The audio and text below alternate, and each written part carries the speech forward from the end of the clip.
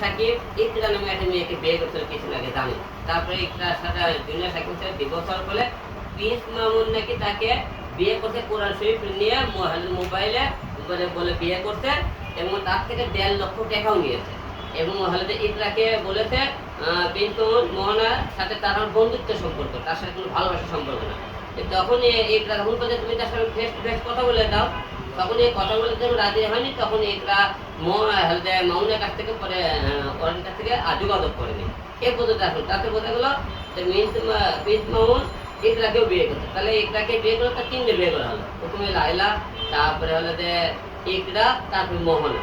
এর আগে আরো কয়টা করছে আমি সঠিক জানি না। এখন যা আমি মিডিয়াতে সোশ্যাল মিডিয়াতে যা দেখলাম, তো এখন মামুনের টার্গেটটা বোধ হয় মামুন তো তেমন কাজকর্ম করে না। আমরা দেখে তার সেলুন জন্য অনেক জিনিস হচ্ছে, সেলুনও কাজ ছিল না।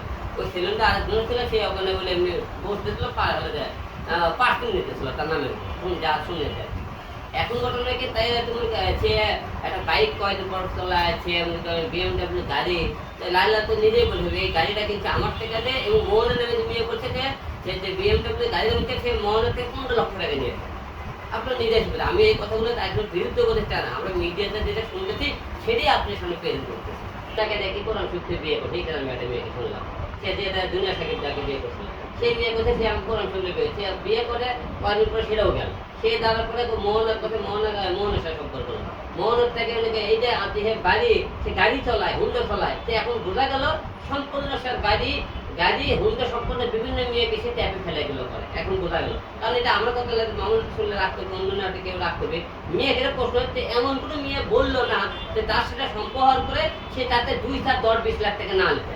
লাইলা থেকে লাখ লাখ টাকা নিতে। এই যে মোহনের মেয়ে বললো সে যে গাড়ি চলে বেঁধে, সে 15 লাখ টাকা সে গাড়ি কেনার টাকা দিয়েছে।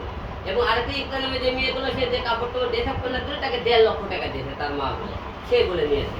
ভাই এগুলো তো আমি তোমার শোনা কথা, সে মেয়েরা যাই যেগুলো মেয়ে এসেছে এগুলো কাজ করে, সেই মেয়েগুলো সে বলছে।